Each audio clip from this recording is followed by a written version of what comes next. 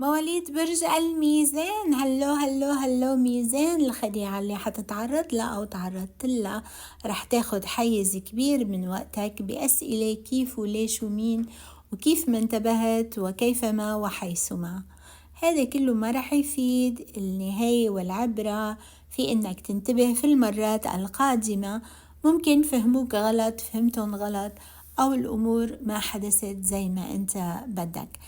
ارفع راسك وامشي لقدام وانتبه في المرات القادمة. العلاقات القصيرة ما رح يمشي حالها معك بهالفترة. أحداث كتير عم تصير للأشخاص اللي معهم بالجامعة أو بالمدرسة أو بالدراسة أو على مقاعد الدرس. انتبهوا من اللخبطة اللي عم بتصير، وبعض الناس رح تحاول تغشكن، تعطيكم معلومات مغلوطة.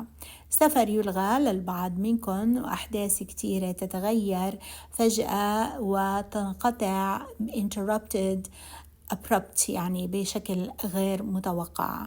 خلوا مصرياتكم معكم، لا تصرفوهم بهالفترة، وحافظوا على الوالت أو الجزدان أو المحل اللي بتحطوا فيه فلوسكم، ممكن تتعرضوا للسرقة.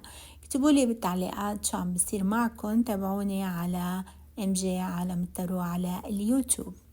إذا حبيتوا تعملوا قراءة خاصة بإمكانكم شراءها من www.mjtarot.com على موقعي.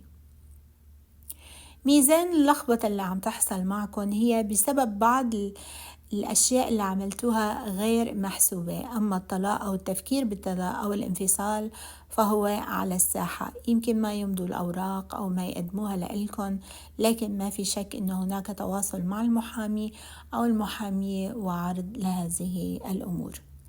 حاولوا تتابعوا مع الطبيب بالنسبة لصحتكم. أي نعم، هو أسبوع مليء ببعض الأشياء، لكن تغييرات كتيرة عم تصير معكم، أشياء يمكن ما تحبوها أو ما تحبوا أنه تمروا فيها. للأسف هذه هي الحياة. حاولوا تستمعوا للموسيقى وتكونوا بأماكن هادية لتقدروا تحسنوا من وضعكم النفسي. أرقامكم هي 8 16 23 و5. ألوانكم هي اللون الذهبي، اللون الأصفر، اللون الأخضر واللون الأحمر. أكثروا من اللون الزهري. بالتوفيق.